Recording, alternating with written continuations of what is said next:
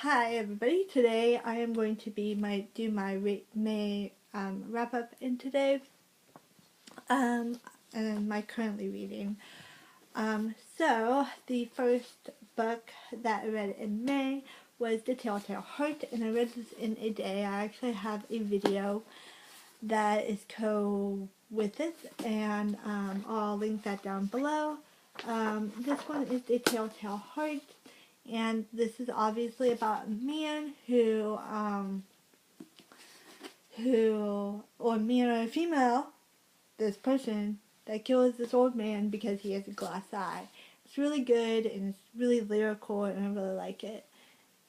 And that was the first book I read, and I rated that 5 out of 5.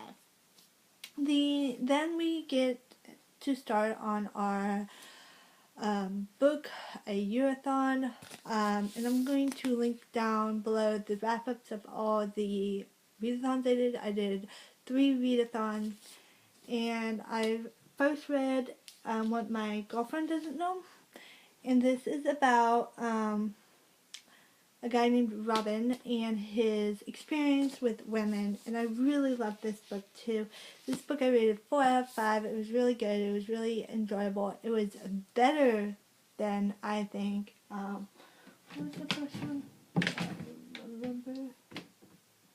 What My Mother Doesn't Know. It was better than What My Mother Doesn't Know, which I felt like this book was really good. Like, it had like so much of like what a 13-year-old is really interested, a 13-year-old boy is interested in. He's really interested in sex and getting to second base, and obviously Sophie doesn't really want to go to second base, or she's very uncomfortable, but he's very like, I want to go to second base, kind of up in your face, but then he cheats on her sort of, but not really. I don't know.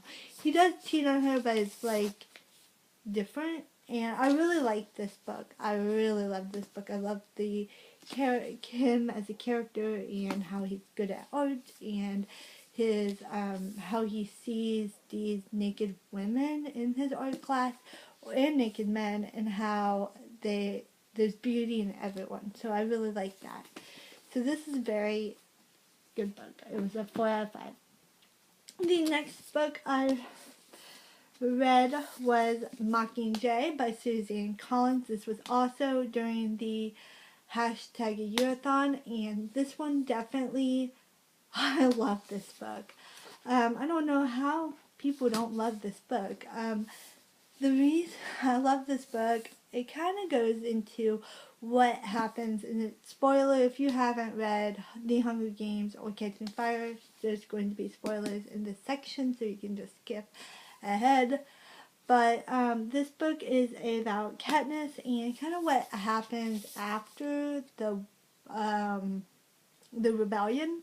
So the second book is definitely basically about the rebellion. This one is basically about after the rebellion. There's definitely a lot of deaths in this book. There's a lot of things that go on.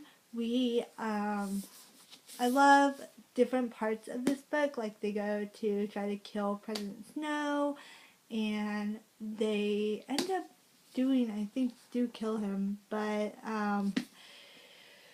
they also, Katniss goes crazy and ends up killing the main girl that's helping them out, like the president of the District 13, I believe, and like, she goes crazy, and she really does. She gets addicted to morphine, which is a drug, and I think Joanna also is addicted to that stuff.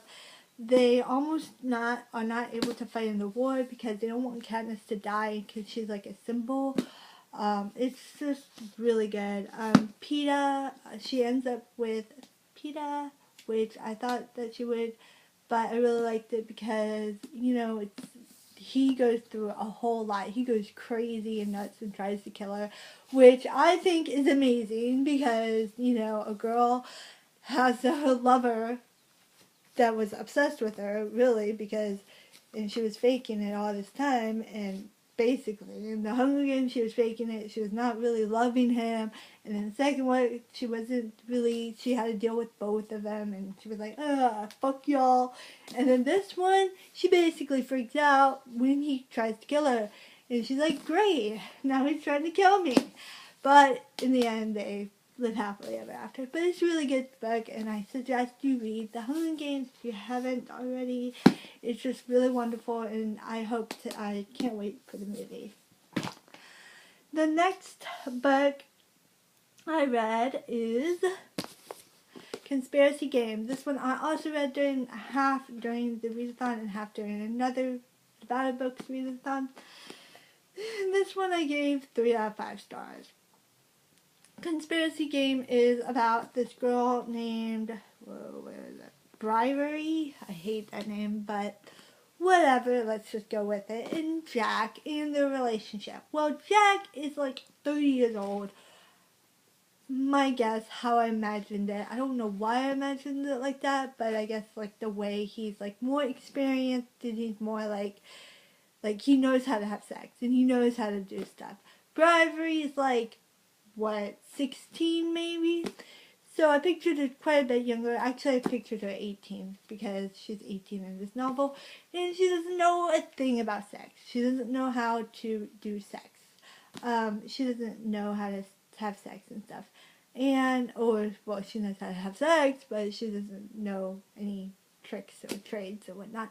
And then it turns out that Bribery gets pregnant, and obviously the government or the rebel forces are after them, and they have to kind of go away. Now, it did have action, which I really liked. Like, I liked the first half because it did have action, and it had, like, background story about the, Jack, about him and his brother, and, about the, Bribery, kind of like what her background is, sort of, but she wasn't, like, a fighter, and she really tried to be a fighter, but she just was a stupid bitch. I mean, I wanted to throw this book at her. If she was alive, I would throw this book at her and kill her with this book, because I did not like her at all. I wanted her dead, to be honest. And she was snobby, and just, I don't care if she's pregnant, but I just didn't understand why Jack would have sex with a pregnant girl. I mean, come on. You gotta be like, oh, what the fuck? I just got this 19-year-old fucking girl pregnant. What the fuck are you thinking? Anyway, enough about that. I rated that 3 out of 5. The next book I read was Harry Potter and the Goblet of Fire. This one I rated 4 out of 5. This one is really good. This one is about, obviously, this one is about Harry Potter, and, obviously, and this is his 4th year. I absolutely love this. This is definitely about the Triwizard Tournament, which we see other wizards or other wizards and witches from different schools. So we have Durham's, what is that?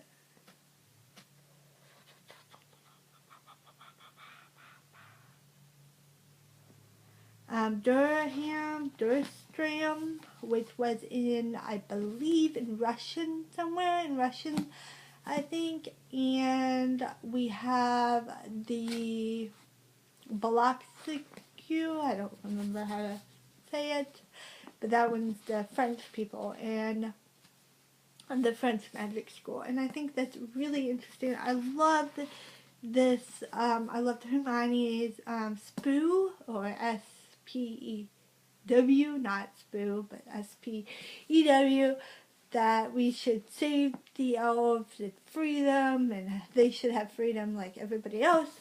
Yes, I love this book. But there was some problems with reading it second time around. I did not like that it took so long to get to Hogwarts. And it definitely did take me a lot of time to read this. This one, it took me a lot of time. But I still liked it nevertheless. Okay. The next book that I'm currently reading, this is just regular thing. I got some stains on it. Oops. The next one is Running Ransom Road, which I'm currently reading now. It's got a bookmark in it. I'm like that way done. So I think I'll be finishing this. This one is about, this is a true story. It's a nonfiction. It's about Caleb Danoff. I don't know how to pronounce his last name. It's like, I think it's Russian last name. He's originally from, like, his dad was, like, working in the military, I believe, or something like that, where they have to move around. I don't think it was the military, but it was something like that. And this guy, he has, like, dealt with alcohol abuse and drugs, and I find this very interesting, although it's not really related to me because I never took drugs. I never got to like want to drink till I die or whatnot or something like that. So I really do enjoy this book. I'm probably going to get a 4 out of 5 because it is really good and it's really informative, and I think it's the story, like the writing style is really good. But there's some stuff that I didn't like some of the stuff is, if you see it over here, I'm just going to show you. This part right here is in a different text than this part, or, yeah. And, that's like his memory, or his memory when he's like doing something that's wrong and not doing anything that's good or right. Like, you know, getting drunk or hanging out with his friends or partying with his friends. And then it also talks about, like, you know, each what is it called? Each marathon has a map at the beginning, so you can, like, look up where it starts and where it finishes. And then throughout the run, he incorporates those memories of what happened in that country. So they have Boston, Vermont,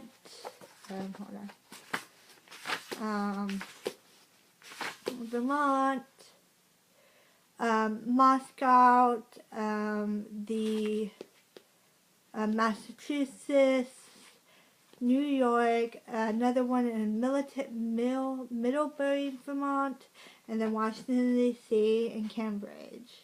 Well, no, not in Cambridge. Scratch that. And all these they go into the memories of what he experienced in, you know, in that place. So I think it's a really good book for people who are experiencing with alcohol and can't get, like, you know, sober or something, and need to find a way to kind of release that energy and stuff.